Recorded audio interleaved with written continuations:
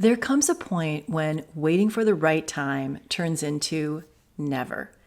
Maybe you've been meaning to pivot to a more meaningful career path, but every time you try to shift gears, golden handcuffs or self-doubt pull you back. Maybe you've been longing to go after a leadership role, but imposter syndrome has held you back.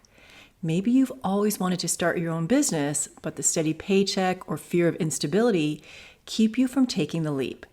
Now, in today's episode, I'm going to share what gets in the way of pursuing what you really, really want and how to get moving. Hi, everyone. I'm Laverne McKinnon, and welcome to the Moonshot Mentor community. If you're navigating a career transition, whether you're stepping up, getting started, or making a pivot, you're in the right place. I'm a career strategist and a grief recovery specialist, and I love to help ambitious people who are going through career changes sort through the noise, spiritually, strategically, and tactically, so you can make moves that actually feel aligned. So there's no need to go it alone. We can find out your next move together. Okay, pursuing long-held dreams is rarely convenient, but reclaiming them, oh my gosh, it can be such an act of courage, alignment, and self-expression. So for full transparency, I've been putting off my dream of writing a book for decades. First, I got derailed by my Hollywood career, and then I wanted to wait for my kids to get older, and then I needed to feel financially stable, and then I needed to reorganize my closet. I know, it's really crazy. The truth is that underneath all the legitimate reasons and the absolutely ridiculous excuses, I kept waiting to be more qualified until the really hard truth hit me. Conditions will never be perfect, and the stove is always going to need another cleaning. And yet my dream, it keeps knocking at the door and is saying to me, either, go after it or let it go. There's an expression that I didn't want to say, but it's, either poop or get off the pot. So that's what I was really going for here. Now, I know that I'm not alone in this. A recent survey found that only 7% of U.S. workers say that they're in their dream career. So that means that 93% of us are not doing what we really want to be doing. So if you're feeling stuck or like you've been sitting on a moonshot idea that hasn't left the launch pad, you have a lot of company. Now, here are 5 reasons why it can be so hard. The first, it's all about that inner critic, the gremlin voices, the negative self-talk, and they are having a field day and they've invited all of their friends to stop you in your tracks. Second, the process of going after your dream feels as opaque and confusing as getting out of one of those escape rooms everyone's been doing. And I have to, as a quick aside, I actually went into one of those escape rooms last weekend with some of my family. And if they had not given us like 27 clues, we would have never, ever gotten out of that room. It was so opaque and wildly confusing. Okay, third one. You're used to being the expert and becoming a beginner. Wow, it's making your stomach and your ego churn. Next one. Your time is absolutely stretched. Your bandwidth is non-existent. And then finally, number 5, the fear of failure or mucking up your life makes your palms sweat and your pits sweat. So these emotional and logistical reasons, they're real and they are surmountable at the same time. And we're going to look to physics to figure out how we can make this surmountable. In physics, there's this principle. It's called the wave-particle duality. Now, you don't need to know anything else about that really, except that in the simplest terms, it means that light, it behaves as both a particle and a wave.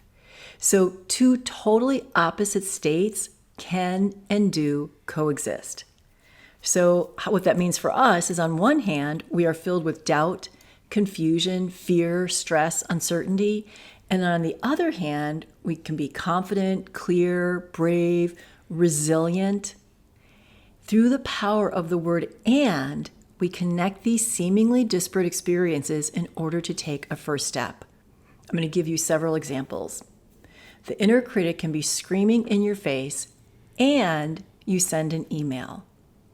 The process feels wildly confusing, and you can ask someone for guidance. You're an expert who relies on the depth of your experience, and You're a beginner who asks really smart questions. Your time and your bandwidth are absolutely stretched, and you reprioritize based on your values. You fear mucking up your life, and you can trust that you can navigate challenges and course correct as needed. So this is how going after your dream begins, in that tension between fear and courage, doubt and desire, hesitation and hope. So with the power of and, I'm finally writing my book, starting with a real book proposal with sample chapters and all. And the really, really cool, awesome thing, my book proposal is represented by the fabulous, smart publishing agent, Jude Mara, at the very, very fancy Peters Fraser Dunlop Agency out of London. I can't even begin to tell you how excited and astounded and gobsmacked I am that Jude read the proposal and was like, yes, I'm on board. So there was a lot, though, that happened before I got to Jude. So I'm going to talk you through that as well. My inner gremlins told me that I missed my window to learn how to write, and I took writing classes. The process of writing a book proposal is absolutely overwhelming. There are so many different rules, regulations, formats, etc. And I hired a book coach who gave me samples, read my early drafts, and cheered me on. Now, I'm also, prior to becoming a coach and a grief recovery specialist, I was a former executive vice president. I had a lot of really big wins under my belt. I worked in a lot of different fancy jobs, and I had to be a beginner, and I asked a lot of 101 type questions, really simple and basic stuff of my coach, like what's the difference between an overview and a summary in a book proposal? So confusing.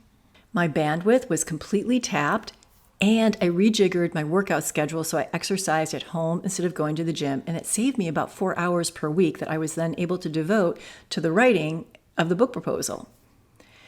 Okay, here's a big one. I was afraid I'd quit, and I did at one point for about 6 weeks. And I trusted that this was a natural part of the process. Pretty much every writer I know has hit multiple creative blocks in their careers. It's just a natural part of what happens. So it's like, rather than freaking out, it's like, okay, I quit. This sucks. This is awful. I've lost the thread of what I'm trying to say and what I'm trying to do. And I can get back on the horse again. So now I can tell the girl who I was at 10 years old who won an essay contest, and I got my picture taken with the mayor of Darien, Illinois, where I grew up, that little girl's dream of writing a book is finally coming true. One baby step at a time, bird by bird. Now, if you haven't read the Bird by Bird book by Anne Lamott, stop everything and get to your library. It is a huge, huge game changer. Highly recommend. Okay, a few more things I've learned as a bonus to the power of the word and. 1, never wait until you're ready.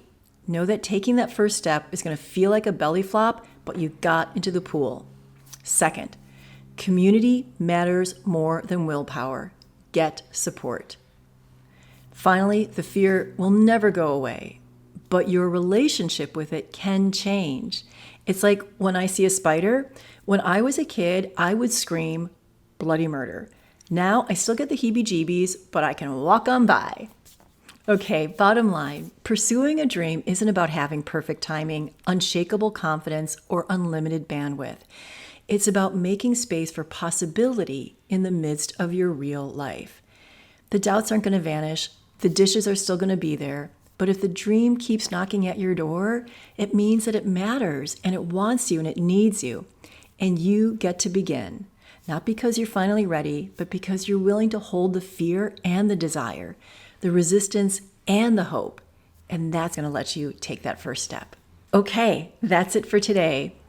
And if you're not yet a paid Moonshot Mentor Substack subscriber and you want more support to stay motivated, to feel less alone, and move through your career transition with strategy and purpose, come join my paid Substack community. It's $5 a month, and you get exclusive journal prompts, guided meditations, live workshops, and a really awesome community of ambitious, purpose-driven professionals. You can sign up at moonshotmentor.substack.com, and you'll also find all of my socials and how you can work with me there.